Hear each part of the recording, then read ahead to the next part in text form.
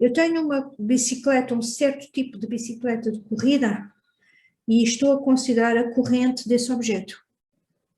E em relação à corrente desse objeto, tenho uma massa. Então, eu tenho uma variável aleatória, vamos lhe chamar x, pode ser. Eu tenho aqui uma variável aleatória x, que dá a massa da corrente da bicicleta, etc, etc, na variável grama. O exercício diz que a variável x é uma normal. Cuidado com os parâmetros. Ali o exercício não dá. Vamos escrever μ e sigma, está bem? μ. Esta letra lê-se μ. É o valor esperado da massa da corrente.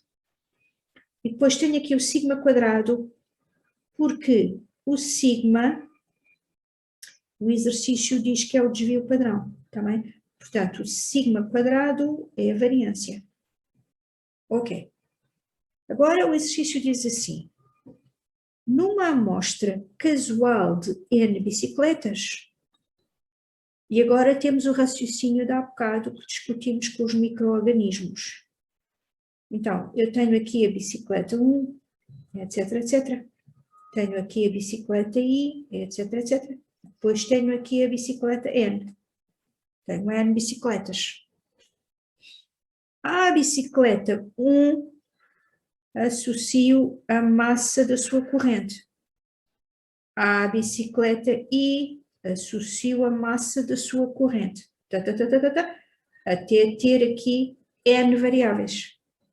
A variável xi é a massa da corrente bicicleta I. Portanto, eu tenho N bicicletas, N variáveis. Cada variável descreve a corrente da correspondente bicicleta. Pronto.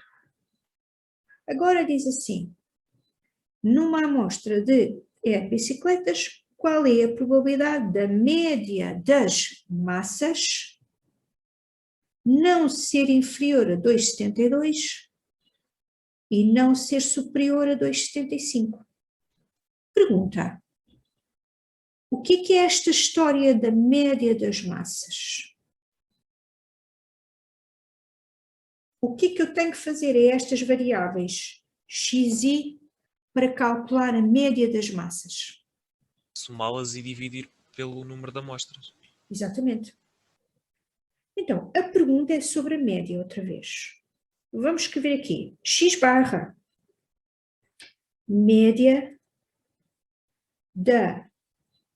das massas das N correntes é média aritmética. Portanto, soma desde igual a 1 até N a massa de cada um e divide por N. Como tal, tem aqui a soma, outra vez. É muito simples. Tenho ali a soma, outra vez, dividir por N. Agora, então, a minha pergunta é sobre a média. Vamos formular a pergunta. Eu vou copiar lá para baixo, porque senão já sabe, vou fazer a geneira com estes números que estão aqui. Então, eu quero que a média não seja inferior a 275, a 272. O que quer dizer não é inferior? Maior.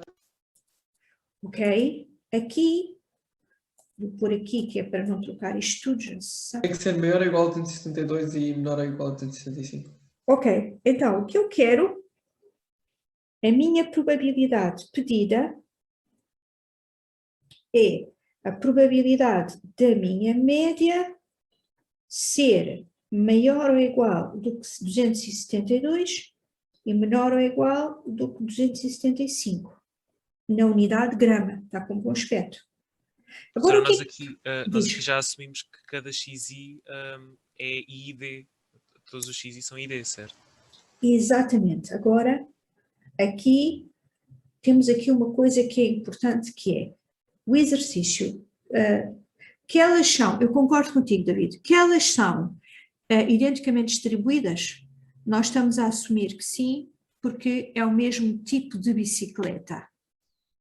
Agora, nós estamos a assumir independência. Eu concordo contigo, o exercício devia dizer que as variáveis são independentes.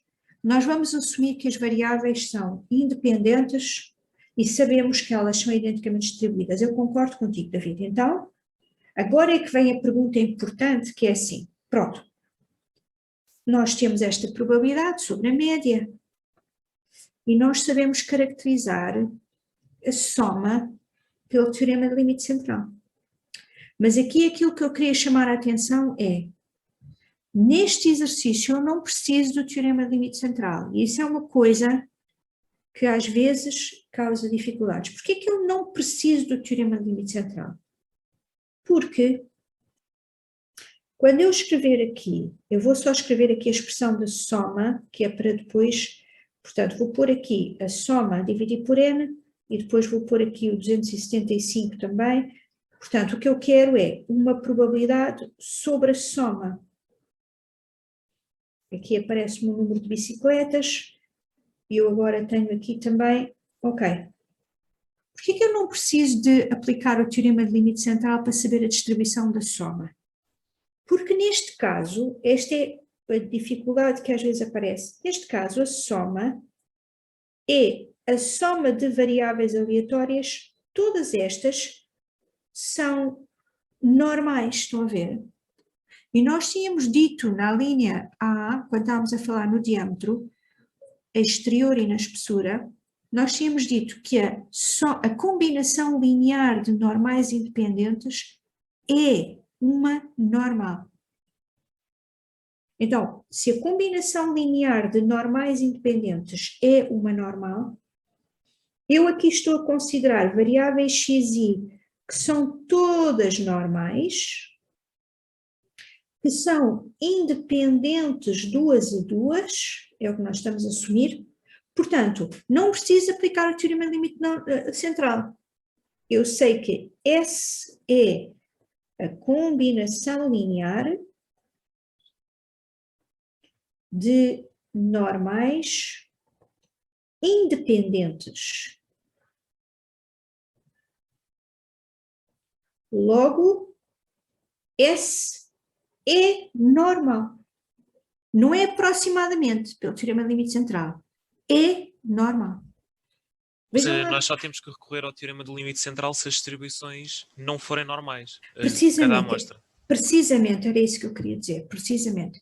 Então, o teorema de limite central resolve a distribuição da soma para qualquer família que não seja normal. Quando a família é composta por variáveis aleatórias independentes normais, eu não preciso. Segue logo que a soma é normal. É isso mesmo, David. Quais são os parâmetros?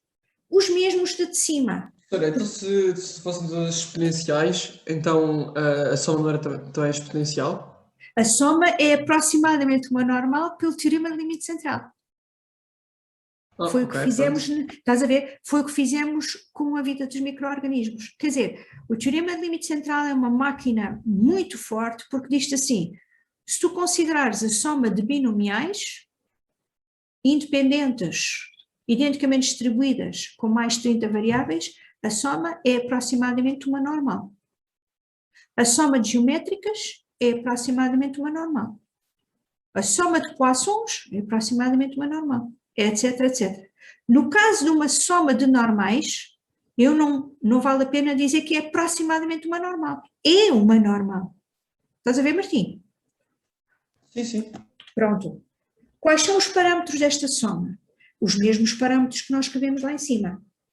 Aqui, o valor esperado da soma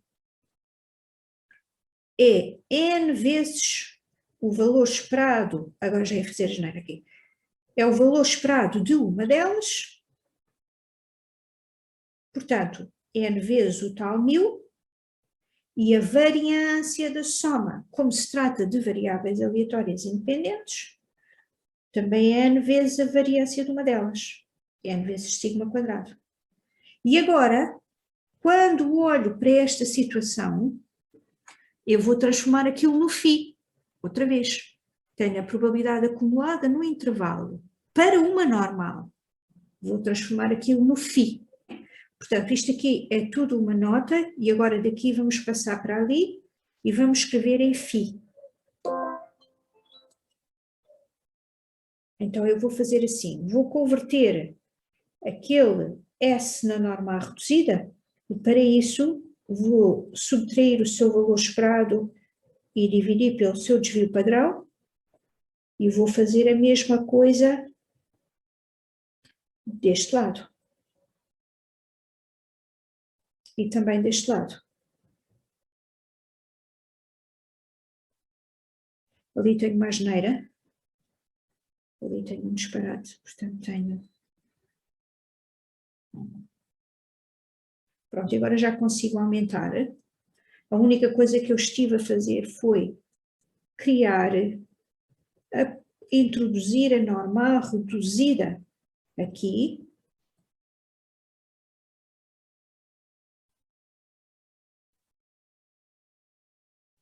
Aqui tenho a norma reduzida.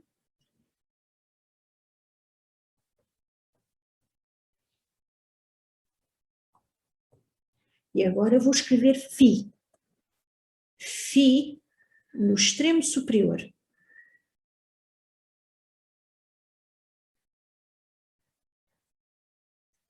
Menos φ no extremo inferior. E já está. Está bem? E agora seria substituir pelo μ e pelo sigma, atribuído, e pelo m, naturalmente, atribuído a cada um. Uma coisa importante, quando nós estamos a trabalhar com normais independentes, nós não precisamos que sejam 30 no mínimo. Qualquer que seja o n, número de variáveis consideradas, se eu tivesse uma amostra de 10 bicicletas, este raciocínio funcionava. A combinação linear é normal, independentemente do número que eu lá tenha. Não preciso ter necessariamente 30. Está bem? Pronto. Professora, podia só explicar o penúltimo passo para o último passo? Porque Para o FI, daqui para aqui, Martim. Sim. Porque é que a professora meteu o FI de 275 menos o FI de 262? Estou a fazer assim, olha, no desenho da norma reduzida, tu tens aqui o eixo de simetria que é o 0, porque a norma reduzida tem valor esperado 0, e agora tens aqui a função densidade-probabilidade, aqui tens a função densidade-probabilidade da norma reduzida, e agora pensa aqui que este valor é um valor mais pequeno, imagina que este é o valor A, está bem, Martim? E vais pensar que este valor aqui é um valor maior, que é, por exemplo, o valor B, está bem? Tu queres a probabilidade acumulada da norma reduzida, portanto queres esta área, estás de acordo? Sim, sim. Então, o que vais fazer para utilizar a tabela 3 é, repara, se tu calculares o φ no extremo superior, tu estás a calcular esta área, estás de acordo? Este é o φ no extremo superior, que é este aqui, estás a ver? φ de B, estás a ver? Estou. E agora, se cortares ao φ de B, que é aquela área, o φ de A, que é esta área a roxo, se tu cortares, tu subtraíres ao φ de A, se tu subtraíres ao φ de B o φ de A, ficas exatamente com a área que tu queres, estás a ver? A área do meio.